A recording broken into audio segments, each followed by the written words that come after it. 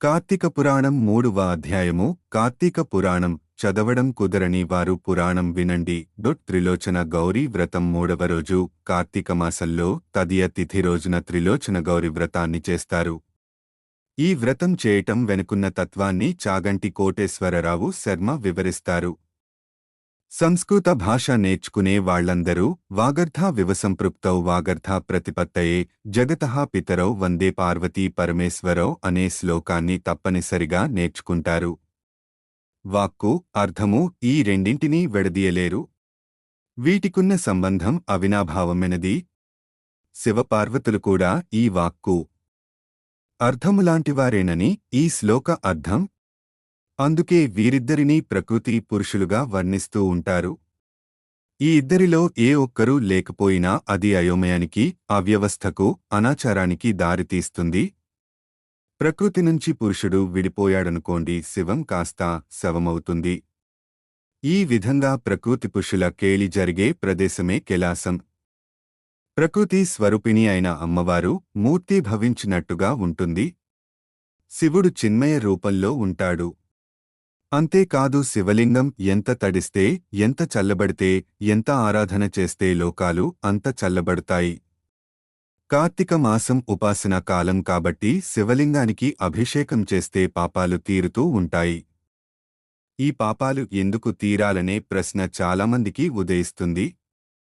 దీనికి సమాధానమే శంకరాచార్య విరచిత పునరపి జననం పునరపి మరణం పునరపి జననే జఠరే శయనం ఇహ సంసారే బహుదుస్తారే కృపయా పారే పాహి మురారే స్తోత్రం. ఈ సంసార భ్రమణ పరితాపం వదిలిపోవటానికి, 2 జన్మాల మధ్య పరితాపాన్ని త్యజించటానికి తోడ్పడేవాడు ఈశ్వరుడు. అంతేకాదు, మానవ జననానికి కారణం కోరిక. ఈ కోరికకు ఒక రూపం మన్మథుడు. అలాంటి మన్మథుడిని తన 3వ కంటి మంట చేత దహనం చేసినవాడు ఈశ్వరుడు. అయితే ఈ చర్యలన్నింటిలోనూ అమ్మవారి ప్రమేయం కూడా ఉంటుంది.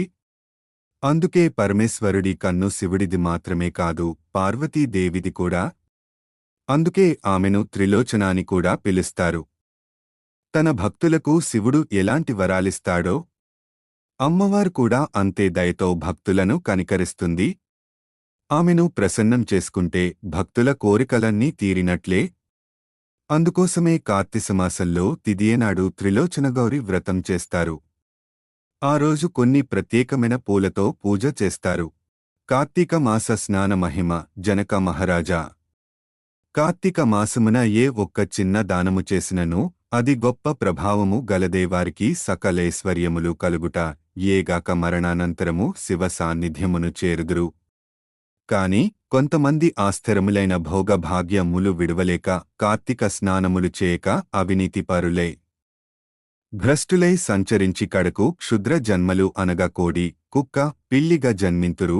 అధమము కార్తీక మాస శుక్ల పౌర్ణమి రోజునైనను స్నానదాన జపతపాదులు చేయకపోవుట వలనననేక చండాలాది జన్మలెత్తి కడకు బ్రహ్మరాక్షసిగా పుట్టిదురు. దీనిని గురించి నాకు తెలిసిన ఇతిహాసమొకటి వినిపించెదను. సపరివారముగా శ్రద్ధగా ఆలకిపుము. బ్రహ్మ రాక్షసులకు ముక్తి కలుగుట. ఈ భారత ఖండ మదలి దక్షిణ ప్రాతమున ఒకానొక గ్రామములో మహావిద్వాంసుడు, తపశాలి, జ్ఞానశాలి, సత్య వ్యాఖ్య పరిపాలకుడు అగుతత్వనిష్ఠుడు అను బ్రాహ్మణుడొకడుండెను. ఒకనాడ బ్రాహ్మణుడు తీర్థయాత్ర సక్తుడై అఖండగోదావరికి బయలుదేరును. ఆ తీర్థ సమీపమున ఒక మహావటవృక్షభూపై భయంకర ముఖములతోనూ, దీర్ఘకేశములతోనూ, బలిష్టబులైన కోరలతోనూ, నల్లని బాణపొట్టలతోనూ, చూచువారికి అతి భయంకర రూపములతో 3 బ్రహ్మరాక్షసులు నివసించుచు ఆ దారిన బాటసారులను బెదిరించి వారిని భక్షించుచు ఆ ప్రాంతమంతయు భయకపితము చేయుచుడిరి.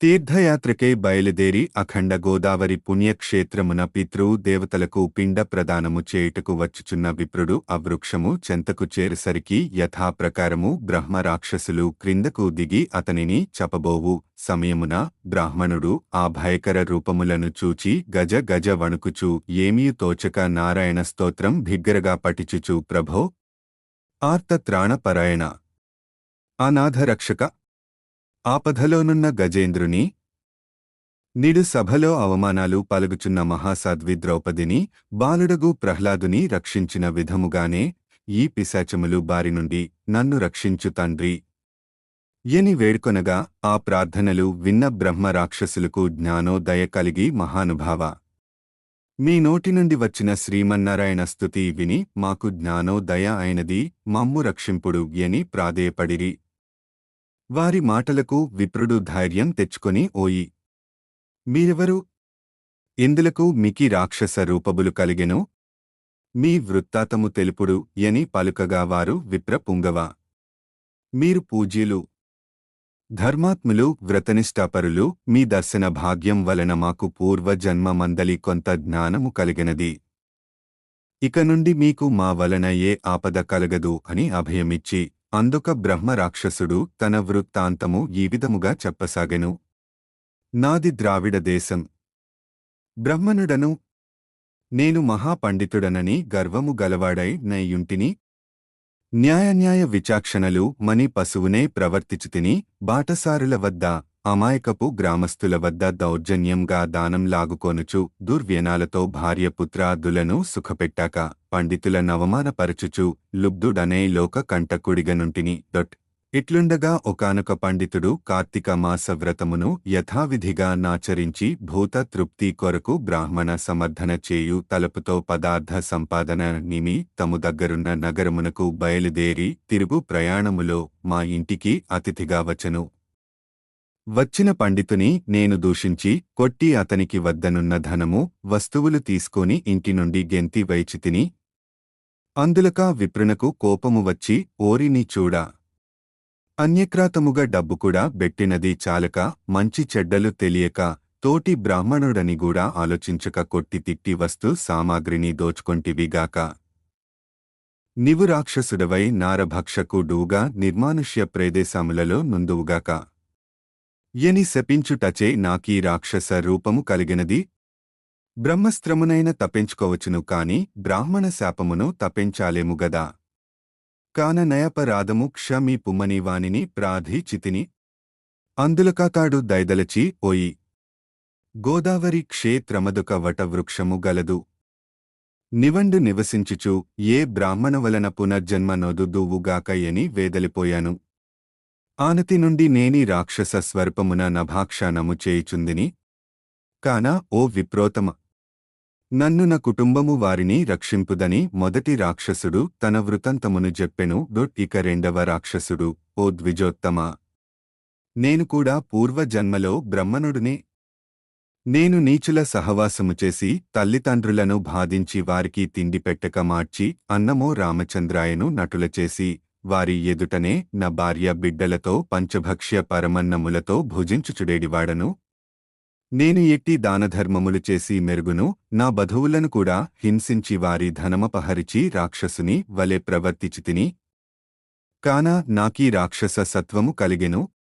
నన్ని పాపపకలము నుండి ఉద్ధరిపుము అని బ్రాహ్మణుని పాదములపై బడి పరి విధముల వేడుకొనెను. మూడవ రాక్షసుడు కూడా తన వృత్తాంతమును ఇటుల తెలియజేసెను. మహాశయ నేనొక సంపన్న కుటుంబములో పుట్టిన బ్రహ్మణుడను. నేను విష్ణు ఆలయములో అర్చకునిగా నుంటిని. స్నానమైనను చేయక కట్టుబట్టలతో దేవాలయములో తిరుగుచుడేడి వాడను. భగవంతునికి ధూప దీప నైవేద్యములైనను నర్పించక భక్తులు గొనితేచిన సంభారములను నా ఉంపుడు గత్తెకు అందజేచు మధ్య మాంసము సేవించుచు పాపకార్యముడు చేసినందున నా మరణనతరము ఈ రూపము ధరించి తిని. కావున నన్ను కూడా పాప విముక్తిని కావిపుమని ప్రార్థించెను. ఓ జనక మహారాజా తపోనిష్ఠుడగు ఆ విప్రుడు పిశాచములు గనలపము లాలకించి ఓ బ్రహ్మ రాక్షసులరా భయపడకుడు. మీరు పూర్వజన్మలో చేసిన ఘోర కృత్యముల వల్ల మీకీ రూపములు కలిగెను.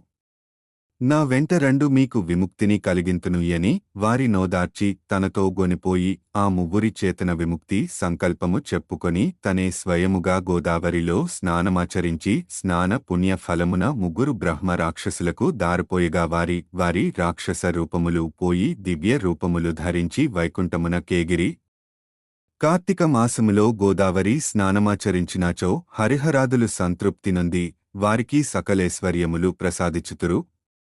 అందువలన ఎంత ప్రయత్నించినా సరే కార్తీక స్నానాననాచరించాలి. శ్రీ గురుభ్యో నమః. ప్రతిరోజు నిత్య దీప్రాధనకి, ముఖ్యంగా కార్తీకల్లో దీప్రాధనలకి ఈ క్రింది రకాల వత్తులను ప్రత్యేకంగా వాడుతుంటారు. ఇతర ప్రదేశాల్లో ఉండే మన సత్సంగ మిత్రులు గోశాలలోనూ ఆలయంలోనూ దీప్రాధనకి ఈ విధమైన వత్తులు వాడి శుభాలను అపేక్షిస్తారు. ఆదివారం పారాణీలో తడిపి ఆరబెట్టిన వత్తులు, సోమవారం అరటి దూటతో నేసిన వత్తులు నూనెలో బాగా నానపెడితే చక్కగా వెలుగుతాయి. మంగళవారం కుంకుమ నీళ్లలో తడిపి ఆరబెట్టిన వత్తులు, బుధవారం పసుపు, గంధం, పన్నీరు కలిపిన నీళ్లలో తడిపి ఆరబెట్టిన వత్తులు, గురువారం కొబ్బరి నీళ్లలో తడిపి ఆరబెట్టిన వత్తులు, శుక్రవారం పసుపు నీళ్లలో తడిపి ఆరబెట్టిన వత్తులు, శనివారం తామర తూడుతో నేసిన వత్తులు నూనెలో బాగా నానపెడితే చక్కగా వెలుగుతాయి. అవకాశం ఉన్నవారు పై విధంగా దీప్రాధన ప్రక్రియను ప్రయత్నించగలరు. సేకరణ కార్తీక పురాణం, అచ్యుత హిందూ ధర్మం, కాశీ విశ్వనాథ్.